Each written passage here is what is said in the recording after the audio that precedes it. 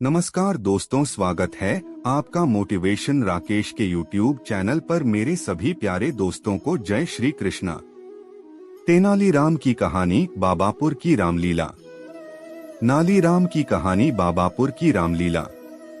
तेनालीराम हमेशा अपनी बुद्धिमत्ता से सबका मन जीतने के लिए जाने जाते थे। आए दिन राज्य पर आई किसी न किसी समस्या को सुलझाने के लिए वे अपना दिमाग लगाया करते थे। इसी तरह जब एक बार दशहरा पर नाटक मंडली विजयनगर नहीं पहुंच पाई तो तेनाली ने क्या किया, आइए जानते हैं। काशी की एक नाटक मंडली हमेशा दशहरे से पहले विजयनगर आया करती थी। यह नाटक मंडली विजयनगर में रामलीला किया करती थी और नगर वासियों का मनोरंजन किया करती थी। यह एक तरह से विजयनगर की संस्कृति थी और ऐसा हर साल हुआ करता था। लेकिन एक साल ऐसा आया जब काशी नाटक मंडली के कई सदस्य बीमार पड़ गए और उन्होंने कह दिया कि वो विजयनगर नहीं आ पाएंगे। यह सुनकर महाराज कृष्णदेव राय और सारी प्रजा बहुत उदास हो गई। दशहरे को अब सिर्फ कुछ ही दिन बाकी थे और ऐसे में किसी और नाटक मंडली को बुलाकर रामलीला का आयोजन करवाना बहुत मुश्किल था।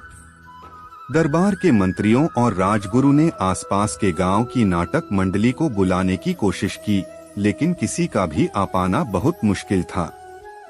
सबको निराश देख तेनालीराम ने कहा, मैं एक नाटक मंडली को जानता हूँ। मुझे यकीन है कि वो विजयनगर में रामलीला करने के लिए जरूर तैयार हो जाएंगे। तेनाली की यह बात सुनकर सब खुश हो गए। इसके साथ ही राजा ने तेनाली को मंडली बुलाने की जिम्मेदारी सौंप दी और तेनाली ने भी रामलीला की तैयारी करना शुरू कर दी। विजयनगर को नवरात्र के लिए सजाया गया और रामलीला मैदान की साफ सफाई करवाकर वहां बड़ा सा मंच बनवाया गया। उसी के साथ मैदान पर बड़ा सा मेला भी लगवाया गया। जब नगर में रामलीला होने की खबर फैली तो सारी जनता रामलीला देखने के लिए उत्सुक हो गई। रामलीला वाले दिन सभी लोग रामलीला देखने के लिए मैदान में इकट्ठे हो गए। वहीं महाराज कृष्णदेव राय, सभी मंत्रीगण और सभा के अन्य सदस्य भी वहां मौजूद थे। सभी ने रामलीला का खूब मजा उठाया। जब नाटक खत्म हो गया तो सभी ने उसकी बहुत तारीफ की। खासकर नाटक मंडली में मौजूद बच्चों की कलाकारी सभी को बहुत पसंद आई थी। महाराज सभी से इतना खुश थे कि उन्होंने पूरी नाटक मंडली को महल में खाना खाने का न्योता दे दिया। जब पूरी मंडली महल आई तो सभी ने महाराज, तेनाली और अन्य मंत्रीगण के साथ भोजन किया। इस दौरान महाराज ने तेनालीराम से पूछा कि उन्हें इतनी अच्छी मंडली कहाँ से मिली।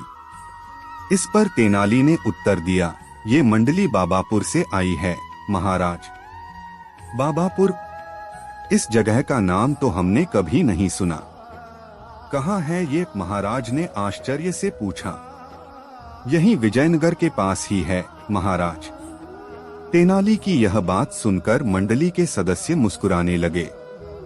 इस पर महाराज ने उनसे मुस्कुराने की वजह पूछी तो मंडली का एक बच्चा बोला, महाराज हम विजयनगर के ही रहने वाले हैं।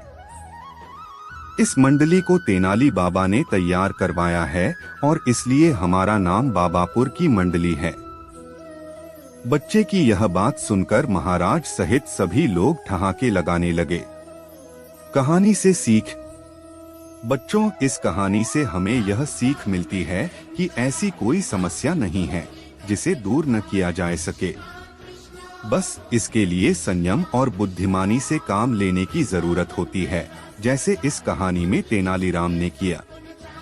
आपसे मेरी प्रार्थना है कि मुझे मोटिवेट करने के लिए वीडियो को लाइक करें, शेयर करें, सब्सक्राइब जरूर करें दोस्तों, और कमेंट में जय श्री राम जरूर लिखें।